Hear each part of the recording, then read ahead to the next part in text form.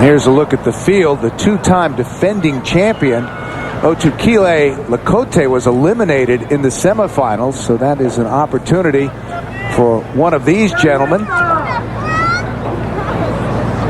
Such a talented lineup. And they're just getting ready. They're called up now, so they'll go back and reset.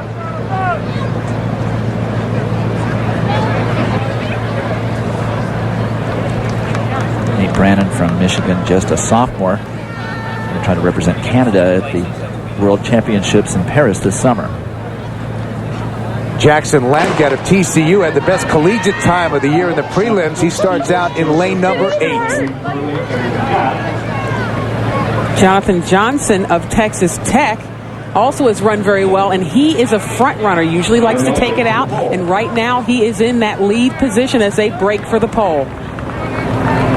Looks like the women's 800 didn't have great times coming into this meet, but really stepped it up and ran well. Similar situation here with the men, not really running all that fast. No real standout that you would look to be a world beater on the international stage. So expecting a very competitive race here. Arkansas, very important that Robbie Stevens get into the top 3 or 4 to help them out, because they have no 4x400 relay team in the final event. It's Johnson, Burley, and Langat. Robbie Stevens from Arkansas currently in 5th. There's the bell. Jonathan Johnson was a Golden West winner on this track for 2 years back in 2000 and 2001. Big 12 champion, was 4th last year, and he is really pulling this crowd along.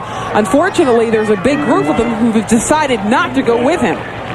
Sam Burley, the only senior in this field, so a lot of underclassmen are hoping to improve, but Burley from Penn hanging in there for second. Jonathan Johnson, we know, is a front runner who goes out hard. He probably will fade in the home stretch. Nate Brennan of Michigan trying to make a move. He moves up to 4th. Right ahead of him is Robbie Stevens of Arkansas. He may be too far back. Burley, Johnson, and Burley of Penn. Here comes Johnson. Another close finish. Wow! Well, Burley gave it all that he had. Now, Jonathan Johnson was on the inside coming around that home stretch.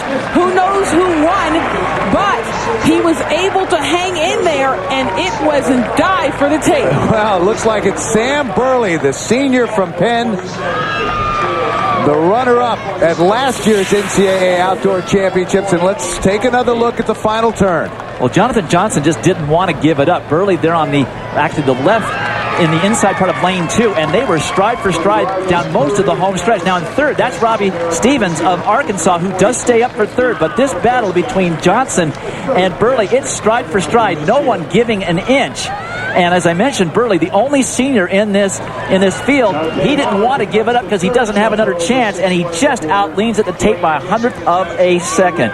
Take a look at the determination. Johnson on the inside, Burley on the outside. And Burley actually technically looks more comfortable than Johnson. And perhaps that is what enabled him to take the win.